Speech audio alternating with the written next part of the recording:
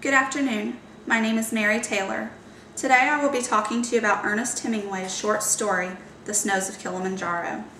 A few areas I'm going to discuss briefly are the plot, setting, characters, point of view, theme, and conflict. I will go into a little detail about each as we break down this short story into the basic components. Let's get started with the plot. The story unfolds on the plains of Africa with the man stating, "The marvelous thing is it's painless." This is referring to his injury, which has become gangrenous at this point.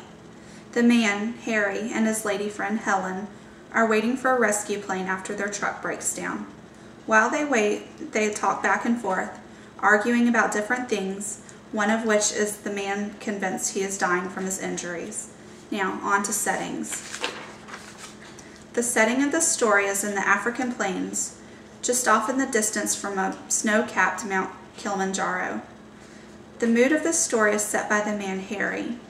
This is the mood of death and dying mixed with regret. This leads to many conflicts, which we will go into a little later. Let's move on to characters.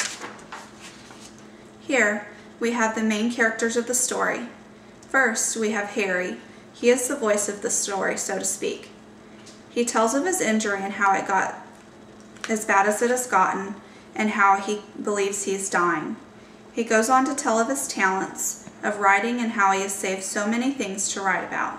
Also, he tells that he has traded his talent for a life of luxury and travel with rich women. Next, we have Helen. She is a rich widow who is on the safari with Harry. Judging from the story, they have been together for quite some time and have been traveling a lot. She is very much a positive person and wants the best for Harry. She is surprisingly upbeat after all the things that has happened to her, such as her husband died, her kids have grown up, and one of her children has died tragically. Now we move on to the story's point of view. In this story, everything is told from Harry's point of view. For example, when Harry is remembering something, all we get is how Harry sees it. No outside information or distractions while he is remembering these things. Next, we'll talk about theme. The two main themes that I found running through the story was regret and death. When the man is convinced he is dying, he goes into how he regrets not writing about all the things that he has saved to write about. He also tells of regret not being able to hold on to his first love due to his love of quarreling and pushing things too far. Then there's the underlying theme of death, which comes up quite a bit in this story, starting with the first page. The man's injury has gotten so infected that he is convinced he is dying. Later on the page, he talks of death and it being so heavy laid upon him that he cannot speak. This ties back to regrets because it makes the man think, what has he done with his life? Next, we'll move on to the conflicts of the story. There are two types of conflicts that came to mind while reading this short story. They are internal and external conflicts.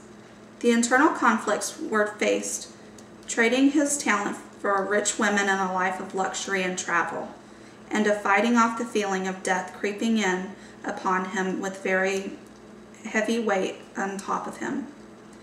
The external conflict was with quarreling with Helen, so he would not have to leave anything behind when he died, including emotional attachments. He has accomplished this by telling her things like he never loved her, and he's doing everything he could to disagree with her in hopes of pushing her away.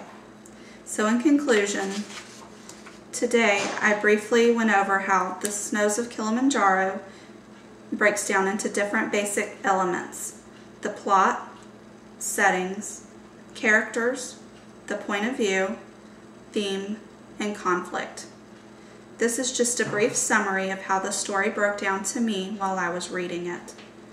And due to time constraints, I could not go into great detail of each part or break down the entire story. I encourage you to read The Snows of Kilimanjaro for yourself and see how the story breaks down to you. Thank you for your time, and this concludes my report. Any questions? Thank you.